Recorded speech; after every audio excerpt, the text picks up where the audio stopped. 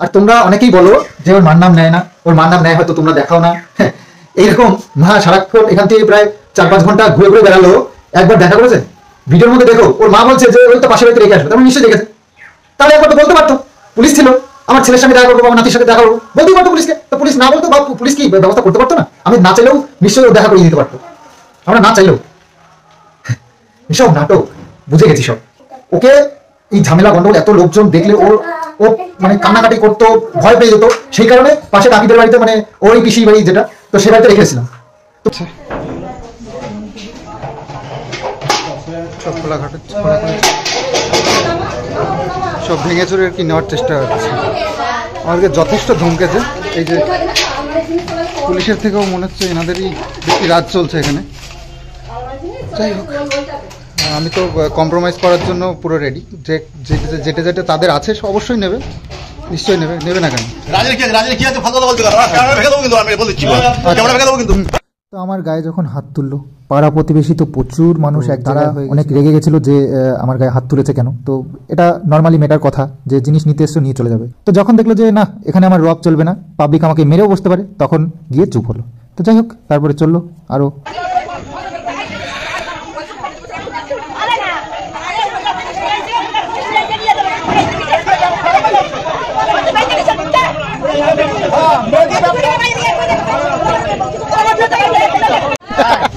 এই ফোনটার বিল পর্যন্ত আমার নামে করা, বলছে আমার ফোন না। আমি বলেছি চুপ করেছিল। একটু আমরা কম্প্রোমাইজ করছি, সবাই যেন কম্প্রোমাইজ করে, সেটাই রিকোয়েস্ট করছি।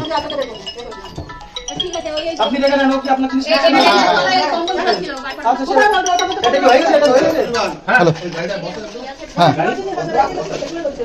হ্যাঁ চুপ হয়ে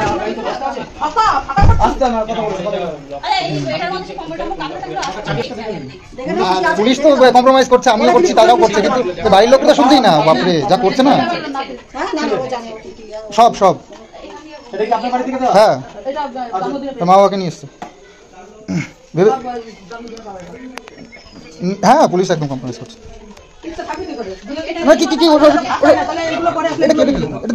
আমাদের নাহলে আপনার যে জিনিসগুলো আপনি সেগুলো নিয়ে যান। হ্যাঁ বলুন।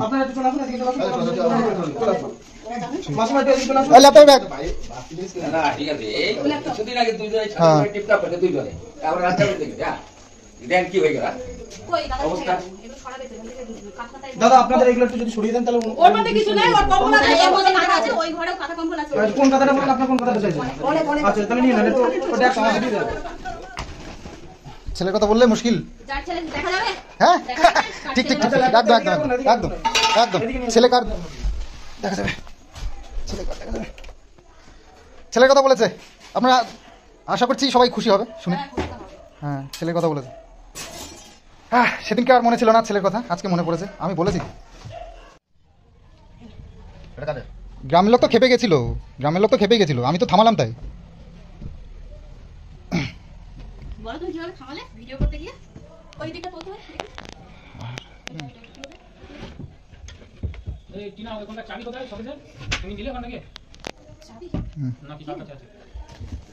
ভাবতে পারছো, তুমি ভাবতে পারছো একবার?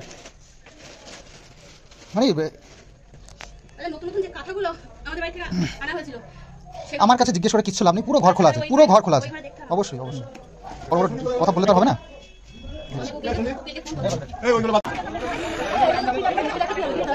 না না কি রাখবো, সব দিয়ে দেবো।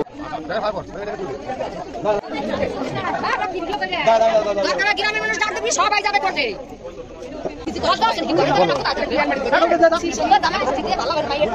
শাশুড়ি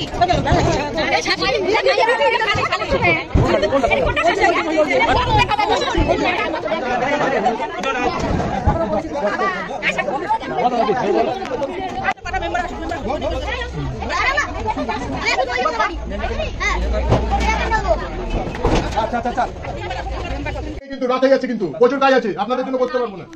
আপনার যে মালপত্র আছে আপনি সেগুলো ঢুকান না, তাড়াতাড়ি দেরি করছেন কেন?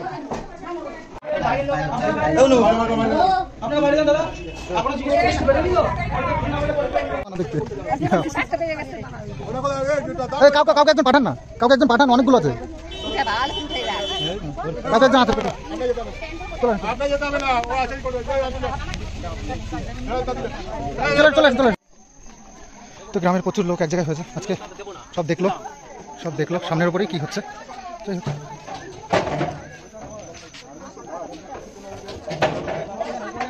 বলছে কাকা, বলছে ছেলের কথা ছেলের কথা বলেছে। ছেলে তো আমার, ছেলে কে নেবে, ছেলে তো আমার।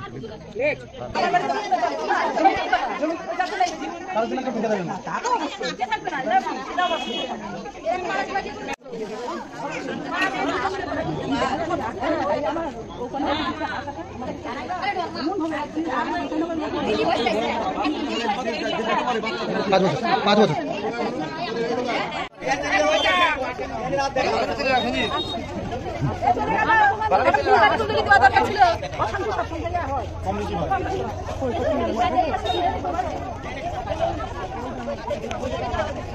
তো তোমাদের তো সব তো চলে গেছে, আর তোমাদের সবচেয়ে বড় চিন্তা ছিল কিষাণুকে নিয়ে। তো কিষাণু এখানে আছে, তো কিষাণুকে তো নিতে আসেনি, ওর জিনিসপত্র নিতে এসছে। তো এটাই তোমাদেরকে বলার ছিল। তো যাই হোক, কিষাণু সেফ আছে, ওর কোনো ক্ষতি হতে দিইনি, সব খালি করে নিয়ে গেছে। আর এই যে এই ঘর, এই সব জিনিসপত্র আমরা কিন্তু মানে রাত জেগে রয়েছি, মানে ঘুম তো আসেনি, এরপরে আর ঘুম আসবে কোথা থেকে? দুটোর দিকে একটু শুয়েছি, কিন্তু ঘুম আসে। তো যাই হোক, যা করলো খুব ভালোই করলো। দেখো আমি দেখলাম যে ওরা হয়তো এরকম ভাবতে পারে যে আমি জিনিসপত্র দেবো না, গন্ডগোল ঝামেলা করতে হতে পারে, এইসব ভেবে হয়তো ওরা সংকোচ বোধ করতো, বা সেভাবে ওরা ইয়ে করতো, মানে ওরা ওদের মনের দিক দিয়ে যাতে করে ওরা ক্লিয়ার থাকে যে আমি জিনিসপত্র কিছু লাগবে সব দিয়ে দেবো। সেই জন্য কিন্তু আমি আগে দিন ভিডিওটা করেছিলাম যে আইনের মাধ্যমে নিয়ে যাবে জিনিস আমি সব গুছিয়ে রেখে দিয়েছি। সেগুলো বার করিনি, খালি দেখলাম বার করে নোংরা টোংরা করবে, ভেঙে চলে যাবে, কেউ হয়তো একটা চুরি করে নিয়ে গেল বা কিছু হতেই পারে বাইরে থাকে। তো সেই কারণে আমি সেগুলো বার করিনি, আমি ঘরে রেখে দিয়েছিলাম। তো ভিডিওটা আমি বলেছি। তো তারপরে ওদেরকে একটু বোঝা উচিত ছিল যে না, এরা সব দিকে কম্প্রোমাইজ করতে চাই। এইসব ধমকি মারামারি কি দরকার ছিল, আমি তো সেটা কোনো মাথা করতে পেলাম না। যাই হোক, ওদের হয়তো মেন্টালিটি এরকম ছিল যে জিনিস তো নেবই, তার সাথে আমাদেরকে একটু সাহায্যও করবে। আমার ইচ্ছা ছিল, সেটা পূর্ণ হয়েছিল না। তবে সেদিকে তারপরে আমি যদি না খেতাম তাহলে হয়তো বাজে কিছুই হতো গ্রামের লোকেরা যেভাবে খেতে হতো। যাই হোক, আমি তো আমার বাড়িতে এসে যদি একটা কিছু হতো তাহলে সেটা দায় আমাকেই নিতে হতো। সেই কারণে দেখলাম যে না, আমি গন্ডগোল ঝামেলা দেখতে প্রথম থেকে চাইনি, এখনো চাই। তো অনেকেই আমার উপর রাগ করো আমি কথাগুলো বলি বলে, কিন্তু দেখো আমার নেচারটা তোমরা খুব ভালোভাবে জানো। আমি পরে তোমাদেরকে দেখিয়ে দিচ্ছি, বুঝিয়ে দিচ্ছি যে আমি কোনো রকম ঝামেলা গন্ডগোলের মধ্যে যেতেই চাই। ব্যাপারটা নর্মালি মিটে গেলে সেটাই আমি ভালো মনে করতাম, সেটাই আমি আমার কাছে ভালো লাগতো। আজকে কতবার অ্যাটাক করলো তাহলে ভাবো। প্রথমে কোনাইকে কেস করে সেটাকে আবার ডিফেন্ডার দাঁড় করিয়ে আমাকে হেনস্থা করলো। হেনস্থা করার পরে তাও থামেনি, আবার এই যে বাড়িতে এসে এত বড় একটা ঝামেলা কথা। যাই হোক, হেনস্থা এখন করার বাকি আছে কিনা যায় না, তো হয়তো আরো আছে। তো আমাদেরকে এখন এগিয়ে যেতে হবে। এবার তো আমার পিছনে হবে না, পিছনে তো পিঠ থেকে যাবে, তখন এমনি আমাকে দাঁড়িয়ে করতে হবে।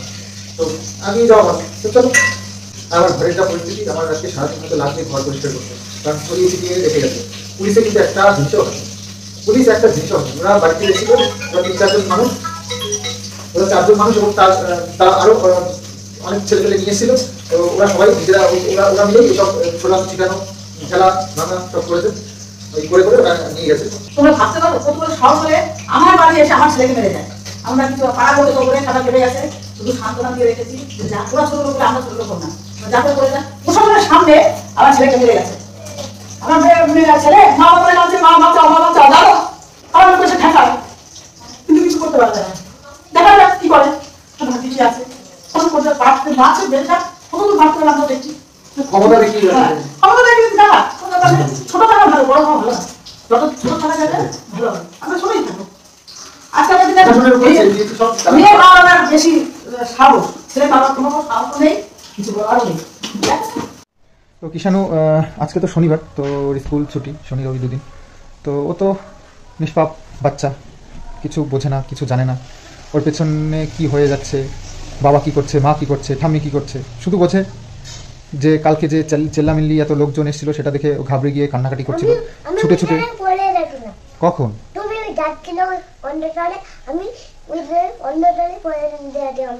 তাই ব্যথা লেগেছে নাকি? কোথায় ব্যথা লাগেনি? কোথায়? আর তোমরা অনেকেই বলো যে ওর মার নাম নেয় না, ওর মার নাম নেয় হয়তো তোমরা দেখাও না। এইরকম মা সারাক্ষণ এখান থেকে প্রায় 4-5 ঘন্টা ঘুরে ঘুরে বেড়ালো, একবার দেখা করেছে? ভিডিওর মধ্যে দেখো ওর মা বলছে যে ওই তো পাশে বাড়িতে রেখে আসবে, তার নিশ্চয়ই দেখেছে।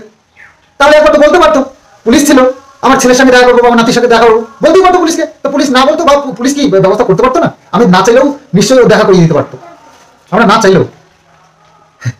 এসব নাটক বুঝে গেছি সব। ওকে এই ঝামেলা গন্ডগোল এত লোকজন দেখলে ও মানে কান্নাকাটি করতো, ভয় পেয়ে যেত। সেই কারণে পাশে কাকিদের বাড়িতে, মানে ওই পিসি বাড়ি যেটা, তো সে বাড়িতে রেখেছিলাম। তো বারবার দৌড়ে দৌড়ে চলে এসছে, আবার নিয়ে আবার রেখে আসছে। দেখছি এত লোকের মাঝে ওকে রাখা ঠিক হবে না, ভয় পেয়ে যাবে, ওর মনে কি হবে। তো সেই জন্য রেখেছিলাম, আর সেটা দেখেছে ও। তাহলে ভাবো আর কত বলবে, কত মিথ্যে কথা বলবে, আর কত নাটক করবে বলো। কিছু মানুষ তো তো এই যে রাত্রিবেলায় আমরা এখানে এইভাবেই বিছানা করে শুয়েছিলাম। তো খালি ঘর, এখন দিনার দিন তো আর কিছু করার নেই। তো মানে ভাবছি এই যে সব জিনিসপত্রগুলো যেগুলো চুরি চুরি রেখে গেছে, আমরা কিন্তু কিচ্ছু রেখে দিইনি। দেখো সব পুরো ফাঁকা করে দিয়ে দিয়েছি, নিয়ে গেছে ওদের মতন বেছে বেছে। আমরা কিন্তু হাত দিয়ে দিইনি, ওরা নিজেরাই বেছে বেছে নিয়েছে। 3 জন মিলে এসছে। হ্যাঁ আচ্ছা চলো চলো, তো চলো পরে তোমাদেরকে ডিটেলসে দেখাবো। রাত কাটলো আমাদেরকে এইখানেই কোনো মতে। তো কাজ তো করতে হবে, তোমাদের জন্য ভিডিওটাও পাবলিশ করতে অনেক দেরি হয়। কিছু পাইনি কিন্তু এর মধ্যে থেকে, তবু কি করে কিছু করতে হয় না, এত 5 বছর ধরে আমরা খাটাই যাই, ঝির মতো খাটাই তো গেছিস, এখন আলো একটু খাটবো।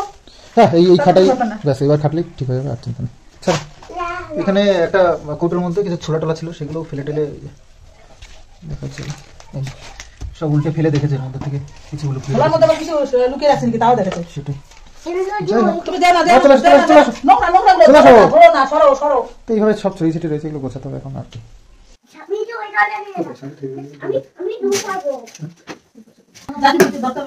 এই যে তিনটা বাবু, ও বাবু, বাবা পানো শুনে না, থামন কি বলতে আমার নাকি মানে থামন ভদ্রতা তো তাদের পছন্দ না। বুঝা তো কাকিরা এসছে সব দেখতে। আগে তো স্টাইল ছিল, শাশুড়ি তো তখন ছিল সানগ্লাস, তোমার শাশুড়ি সব গোছ হয়ে গেছে, করতেছে সব ওই যে চলবে এখন কদিন ধরে চলবে আর কি।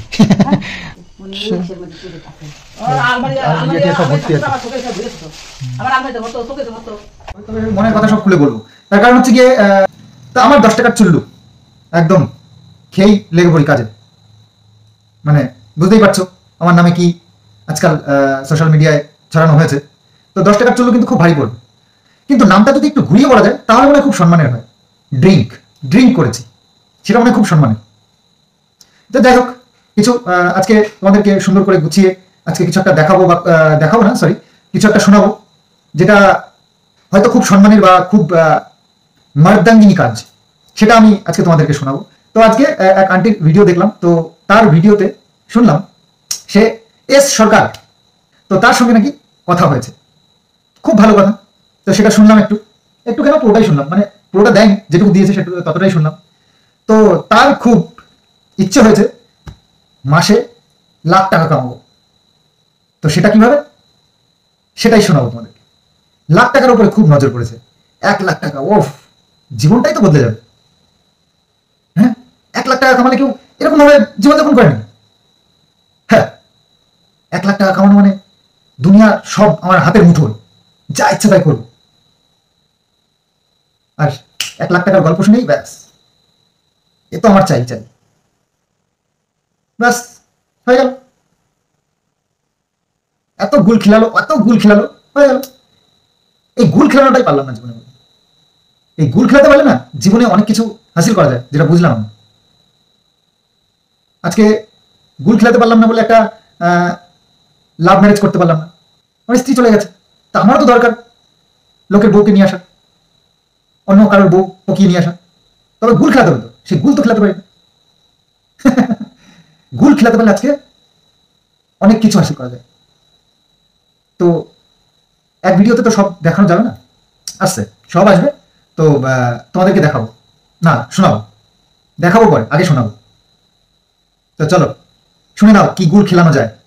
আর ওই চুল্লুটা যদি ড্রিঙ্ক হয়ে যায় তাহলে কত ভালো লাগে শুনতে, কত সম্মানের হয়। তো শুনে নাও, তারপরেই বলছি তোমাদের সঙ্গে বাকি কথা। আমি জানিস আমি ঘুমিয়ে গেছি মিনিট 10 হলো, তা তোর এসে তোর আগে বলতে গিয়ে আমি বলছি, আমি দেখি তো কালকে রাত্রে হলে অ্যাকচুয়ালি আমি কী করেছি পাবলিক সাথে অনেস্টি বলছি আমি তোর সব এসএমএসগুলো মানে 12টা পর্যন্ত আমার ঠিক ছিল। তারপরে থেকে আমার মাথার মধ্যে মানে আমি সত্যি কথা বলছি, আমার এইসব আমি দিন করে ফেলেছিলাম কালকে অনেক, আমি শিওর সেই জন্য আমি এসব করেছি, কারণ আমি আমার ভয়েসগুলো শুনেছি, কথা আবেগ আছে আমার পুরো। তো যাই হোক ঠিক আছে, সরি পাগল, তোর কাছে কী কষ্ট দেওয়া দিয়েছি আমি জীবনে ভুলতে পারবো না, তোর এত কষ্ট দিলাম আমি। আর আমি নাকি সবসময় বলি তোর জন্য পাগল, তোর ভালোবাসি, সত্যি পাগল, তুই রাগ করছিস আমি জানি, রাগের কারণ আছে, তোর আমি মানা করবো না, তোর আমি বলবো না যে পাগল তুই দিনে একবারও আমার আই লাভ ইউ বলছিস না, তুই আমাকে করছিস না, আমি একবারও বলবো না, কারণ সত্যি তাই, তোর জীবনে এত কিছু। আর সেই আমি যে তোর যে মেয়েটা পরিচয় করে দেখে এসেছি, মানে ভাত বেড়ে বন্ধ হতো না, সেই মেয়েটার বাড়ি থেকে কী না কী করতে হয় সব কিছু দেখি, তো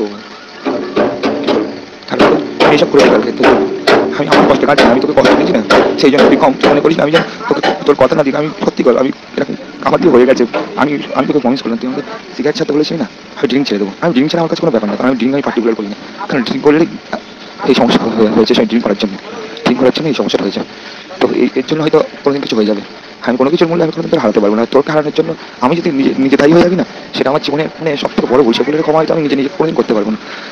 পাগল তুই তো আমি জানি তোর অনেকটা মন ভেঙে গেছে আমার উপর, সত্যি কথা আমি বুঝতে পারছি, কারণ আমার পাগলটা তুই আমাকে ভালোবাসিস, ভালো এখনও বেশি রেখেছিস, কারণ ভালো না বাসলে সকালবেলাতে কতবার ভিডিও কল দেখার জন্য আমাকে ছটফট করতিস না, তো কিন্তু আমার পাগলটা একটু রেখে আছে, একটু অনেকটাই মনটা ভেঙে গেছে পাগলটা, কারণ পাগলটা আমার কাছে সুখ পাই, আমার কাছে, আর আমি কাকে কষ্ট দিয়েছি, তো পাগলটার মনটা একটু ভেঙে গেছে, চাপ নিস না পাগল।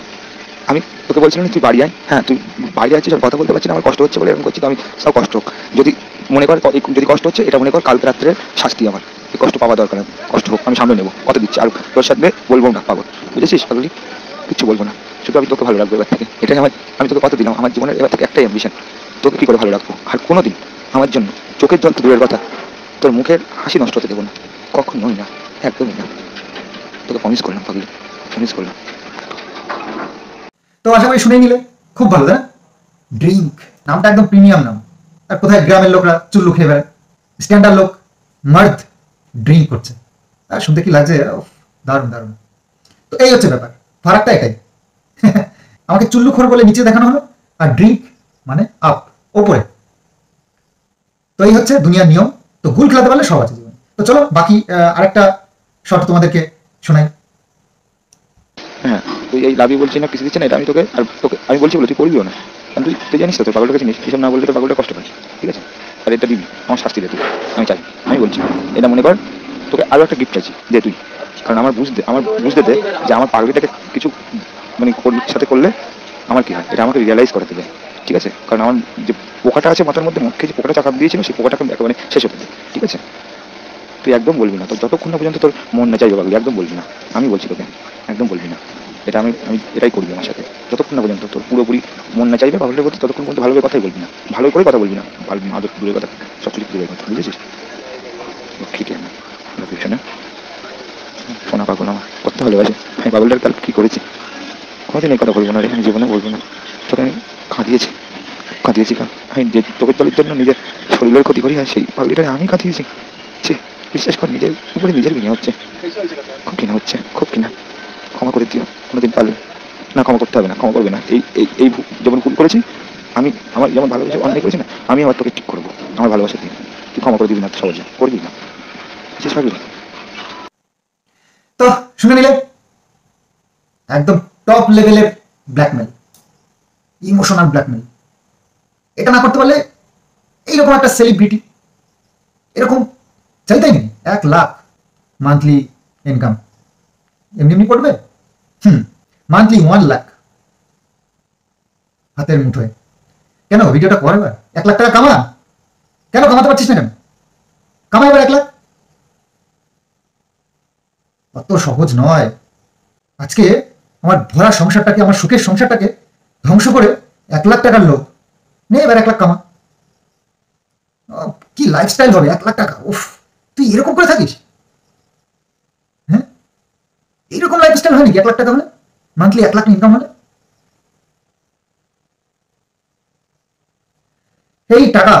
এই টাকার লোভে আজকে আমার সংসারটা ভেঙেছে ওই এস সরকার, আজকে আমার ঘরটা সংসারটা নষ্ট করেছে। তো আমার 14 তারিখের ঘটনা উঠে আসছে, আমি কি বাজে কাজ করেছি, কি মুখ খারাপ করেছি। হ্যাঁ, আমার তো ইচ্ছে, আমার তো তাকে ফুল বেলপাতা দিয়ে একটু বরণ করতে হতো, বরণ ডালা সাজিয়ে নিয়ে আসতে হতো, তাই না? আমার সংসার ভাঙছে, সংসার ভেঙে দিচ্ছে, আমার সুখের সংসার ভেঙে দিচ্ছে, আমার ছোট্ট বাচ্চার লাইফ শেষ করে দিচ্ছে। আমি তিল তিল করে গড়ে তুলেছি আমার এই সংসারটাকে, আমার ফ্যামিলিটাকে এত ভালো বলে কিসের জন্য? আমি তৈরি করেছি এই জায়গাটা। অত সহজ না। গেছে তো তার মন মতো জায়গায়, তার মানে ভুল মানুষের হাত ধরেনি, সে একটা বিশাল বড় মার্দ, যাক না, করে দেখাক, এরকম সুন্দর একটা সংসার বানিয়ে দেখাক। আমি নাকি বেকার, আমার কোনো অস্তিত্বই নেই। কত বড় সাহস হলে আমার সামনাসামনি আমার ফোনে আমাকে এই কথা বলে। তো সেদিন রাতের কথা আরেকটাও বলি। আমি যখন সেকেন্ড হাজব্যান্ডকে, মানে আমার স্ত্রী সেকেন্ড হাজব্যান্ডকে ফোন করি, ফোন করে দুটো চারটে বেশ ভালো করে দিই, তারপরে ফোনটা কেটে দিই, আর ফোন ধরে না। আমার ফোন ধরছিলই না। তো তার স্ত্রী বললে তো আর মুখ মানে ফেলতে পারে না, তো অনেকবার SMS করে রিকোয়েস্ট করলো, ফোন ধরো ফোন ধরো ফোন ধরো, ধরলো না। তারপরে ভয়েস SMS পাঠালো, প্লিজ প্লিজ ফোন ধরো। তারপরে দেখলাম হ্যাঁ ফোন ধরেছে, আর অনেক গল্প হলো আমার সামনেই, অনেক গল্প হলো। কালকেই আসছি, কালকেই আমি চলে আসছি। তারপর জিজ্ঞেস করলাম যে তাহলে তুই কি বিয়ে করবে ওকে? বলছে হ্যাঁ তুমি দিয়ে যাও, তুমি দিয়ে যাও, দেখো সঙ্গে সঙ্গে গিয়ে আমি নিয়ে আসবো। তাই সঙ্গে সঙ্গে নিয়ে গেছে। তার বাবা বড় মুখ করে নিয়ে গেল এখান থেকে। আমার মেয়ে খুব ভালো, এত ভালো, আমার মেয়ের কোনো তুলনাই হয় না। দোষ দোষ আমার, দোষ আমাদের বাড়ির সবার দোষ। তার মেয়ে খুব ভালো, এক মাসও রাখতে পারলো না, মুখে ঝাঁটা জুতো সব কিছু দিয়ে মেরে চলে গেল। পারলো এক মাস রাখতে, একটা মাস রাখতে পারে। আমারও তো চ্যানেল অলরেডি কেস খেয়ে বসে আছে, তো আমারও তো ভয় আছে। এই চ্যানেল যদি চলে যায় তাহলে না খেয়ে মরবো, তাই না?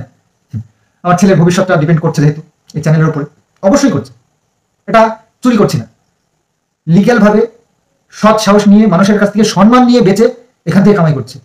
লোকে আমাকে সম্মান করে, এত সম্মান আমি জীবনে কখনো পাইনি। এই লাইনে, এই ওয়াইটিতে এসে যে সম্মানটা আমি পেয়েছি, আমার সাথে আরো একজন পেয়েছিল, কিন্তু সে সম্মান রাখতে পারলো না। নোংরা তো কথাই তো আছে, কুকুরের পেটে ভীষণ না। তোমাকে বলছি না, তুমি কিছু মনে করো না, মানে উপমা দিলাম একটা। তো সবাই, তবে আমি তো রাখতে জানি। আমার যখন 15-16 বছর বয়স, তখন থেকে আমি ইনকাম করতে শিখেছি। তখন থেকে কিছু না কিছু হেল্প করতাম, আস্তে আস্তে করে সংসারের হাল ধরেছে।